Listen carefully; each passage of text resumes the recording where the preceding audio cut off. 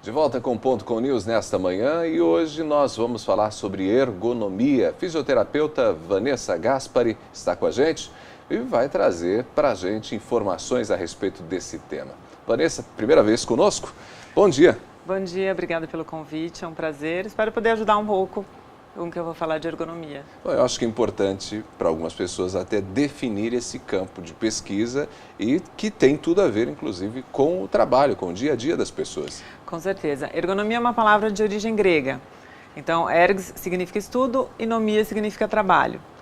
Perdão, ergs significa trabalho e nomia significa leis e normas. Então, eu tenho algumas leis e normas específicas do trabalho. Hoje a gente tem uma NR, que baliza muito bem a ergonomia. Que é uma legislação específica. Isso, é uma norma regulamentadora, a NR17, onde dentro do contexto de trabalho a gente tem que cumprir alguns itens lá para exatamente fazer não só um desempenho correto do trabalho, mas a preocupação com a segurança desse indivíduo, com o conforto dele e a saúde. A consequência de eu me preocupar com esse colaborador dentro de um contexto de saúde e de segurança também é a minha eficiência de produção. Então, não é só uma questão física, mas também uma questão mental, psicológica. É um núcleo de várias disciplinas que acabam estudando como eu posso organizar da melhor maneira possível esse meu trabalhador nessa relação dele com máquinas, equipamentos, sistema de trabalho no dia a dia que ele está envolvido. Uma preocupação para que ele se sinta confortável na execução de suas tarefas. Exatamente. Então, a gente tem alguns relatos históricos como essa ergonomia surgiu. Então, para você ter uma ideia, na Segunda Guerra Mundial começou-se uma preocupação, estudar sobre isso para quê? Que os meus soldados tivessem uma roupa adequada, que desse maior flexibilidade e mobilidade para ele numa guerra, que fosse um diferencial para ele vencer essa guerra, equipamentos mais leves, armamentos mais leves. E a partir daí ele foi crescendo de uma outra maneira. Quando a gente chega na Revolução Industrial, eu estou preocupada com o meu cliente. Sim. Então, ainda não estou preocupado com o colaborador. Eu tenho um momento de compra muito bom nessa época. Então, eu estou preocupada assim, em oferecer uma satisfação. Controle remoto começa a surgir nessa época. A preocupação com o carro adequado, enfim. Mas eu ainda não estava preocupada com a linha de produção.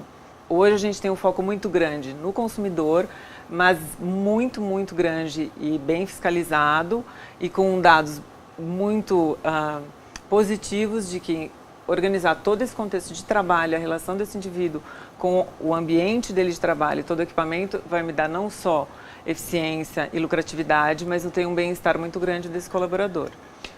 Até porque boa parte das funções, das diferentes atividades, elas são exercidas em posições um tanto repetitivas, e em que você se mantém naquela posição, às vezes, por muitas horas. Então, às vezes, você tem o vendedor que permanece muito tempo em pé, você tem aquela pessoa que está muito tempo sentada, atrás de um computador. Sim. Então, a preocupação é tentar fazer com que, nesse espaço, ele consiga se sentir bem. Essa organização de espaço, de altura de equipamento, de vestimenta, de iluminação. Então, a gente tem, como eu falei, uma multidisciplinaridade envolvida. Então, eu tenho antropometria, que são as medidas do corpo humano. Eu tenho até uma avaliação de etnia, então, de diferentes lugares, de diferentes países, como estatura. Então, se eu tenho uma estatura maior na Alemanha, algumas coisas são projetadas um pouco diferentes do que para nós.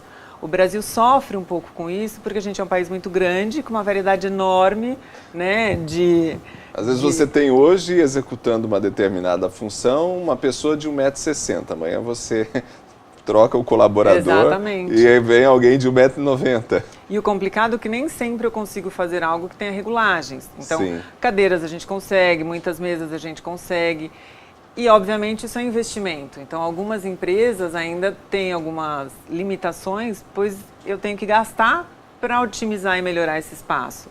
Mas, se eu chamo um ergonomista para fazer uma avaliação, se eu quero seguir as normas, eu vou ver que, ao final de um período, eu vou ter esse investimento como algo que vai me dar retorno. Eu diminuo o número de atestados, eu diminuo o número de colaboradores que saem do emprego, que estão e procuram novo, porque é muito mais complicado você sempre estar treinando alguém do que você ter alguém que já está inserido nesse contexto, que já está envolvido com a missão, visão e valores dessa empresa. Então, isso também é uma perda de lucratividade.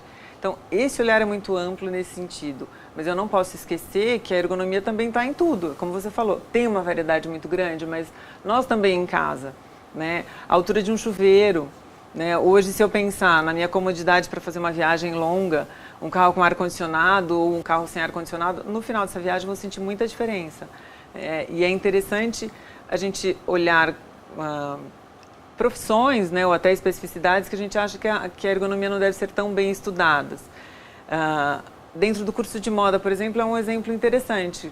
Quando eu chego para os alunos e falo, a gente vai ter ergonomia, e eles pegam o material e falam, nossa, vai ser muito chato, tem medidas, tem números, né? O que eu vou usar isso em moda? Quando você começa a trazer isso para uma realidade, verificar assim, a roupa adequada que o indivíduo vai usar, o que a gente pode chamar desde um EPI, que é o equipamento de proteção individual, pensando na segurança dele, de um indivíduo que trabalha no frigorífico, por exemplo, até uma roupa mesmo. Então, qual a diferença da roupa que vai se utilizar na academia? Qual a diferença de uma roupa que é feita para gestante? Então, a gente tem hoje, é muito fácil de visualizar, como a moda evoluiu para uma gestante, por exemplo. A gente tem moda inclusiva, que antes não se falava. Então, assim, como que eu vou adaptar uma roupa a um indivíduo que está numa cadeira de rodas? Ele, de repente, ele usa uma bolsinha de coleta, como que eu posso fazer um fácil acesso para isso? Olha só, então, esse é um aspecto que às vezes nós nem percebemos, né? Não enxergamos. E são medidas importantes. Eu trabalho com medidas corporais, eu trabalho com fisiologia, eu trabalho com características individuais.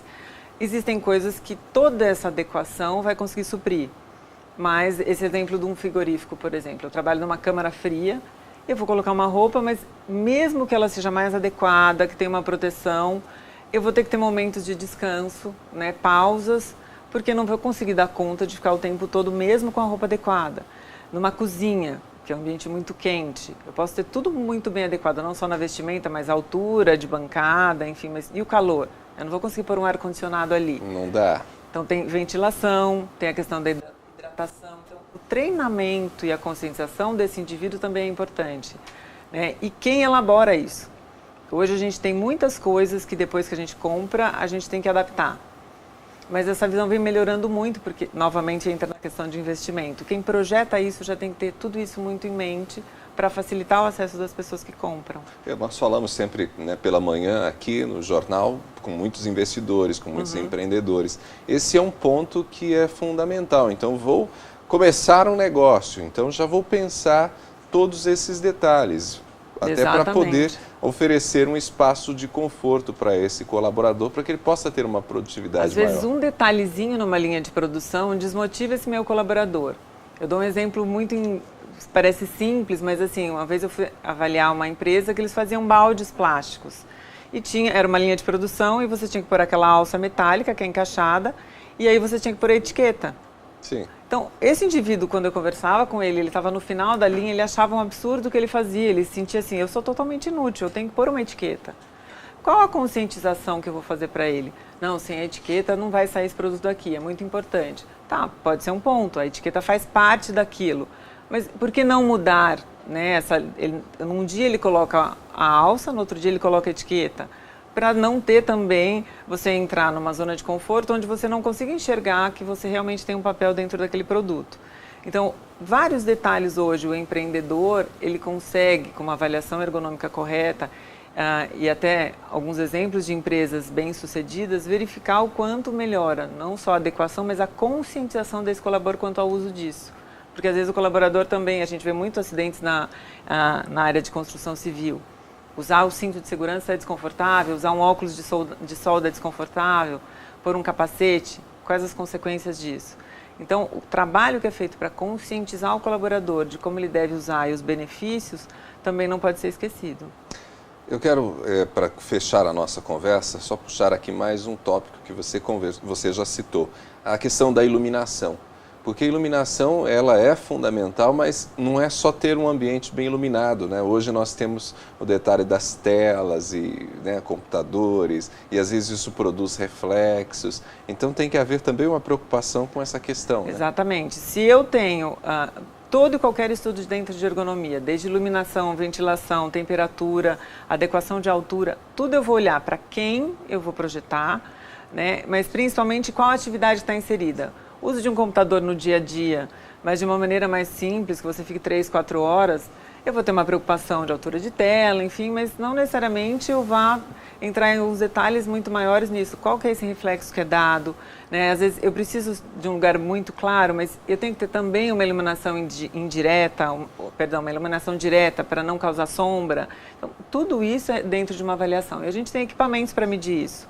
Né? Então, a gente vai medir os lumens, quantos lumens são necessários para determinadas atividades. A gente, dentro das normas, a gente tem essa tabela, assim como ruído, a gente tem a tabela de ruído. Então, tudo isso entra num contexto para melhorar a eficiência, mas também melhorar a qualidade e bem-estar desse colaborador.